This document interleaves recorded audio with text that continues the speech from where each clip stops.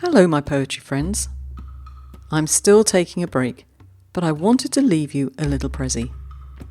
If you're listening in real time, May 2024, we're accepting haibun submissions in the second half of the month. Well, submissions from poets who did not submit or did not have work accepted in our March call-out. Shane and I have decided that we'll produce a haibun journal in print and in PDF for the first time. And it will be called Tendrils. I hope you like the title. Shane chose it.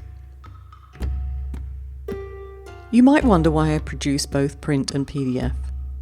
Well, it's because the print version can't be delivered to some areas of the world, but a PDF will get to everyone. To inspire you, I hope, I thought I'd give you a haibun from our haibun call-out in 2023. Details in the show notes. You'll have to wait till July to read Tendrils.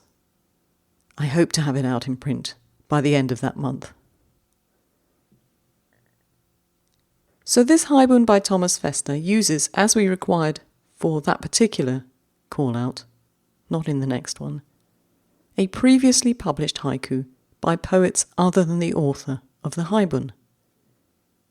In this case, the first two haiku are from Hatsuyu Mori, from Jacaranda, the collected haiku.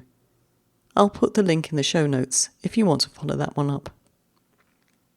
The last haiku in the work is the author's own. I hope you enjoy it, and it brings you a lot of inspiration for our next call-out, when of course the haiku are all your own. Intern by Thomas Festa. The Imperial Valley near California's southern border. New Year's celebrations for 1920 lately over, Hatsuyu Ando is born to parents fresh from Imperial Japan, fruit growers in the desert. At 7, she leaves California with her younger sister for their ancestral home on the southern island of Kyushu. An understudy to tradition, she works in the rice paddies on her family's small farm. Summer waves rolling toward Japan, Pacific Ocean.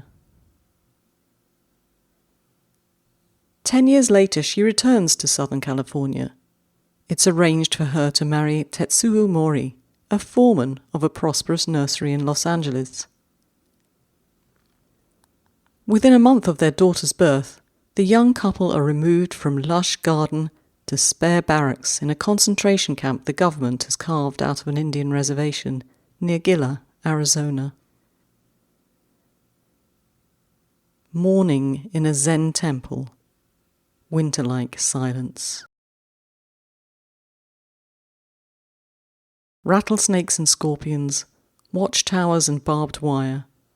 Hatsuyu and Tetsuo survive it all to rebuild a new nursery in Torrance with 5 kids in tow.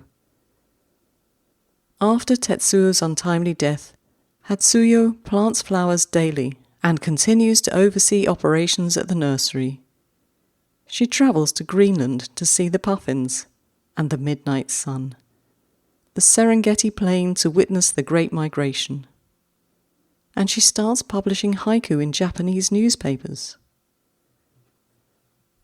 My stepmum uses an old-fashioned letter opener to unseal the box from the storage closet and hands me a crisp, cloth-bound volume.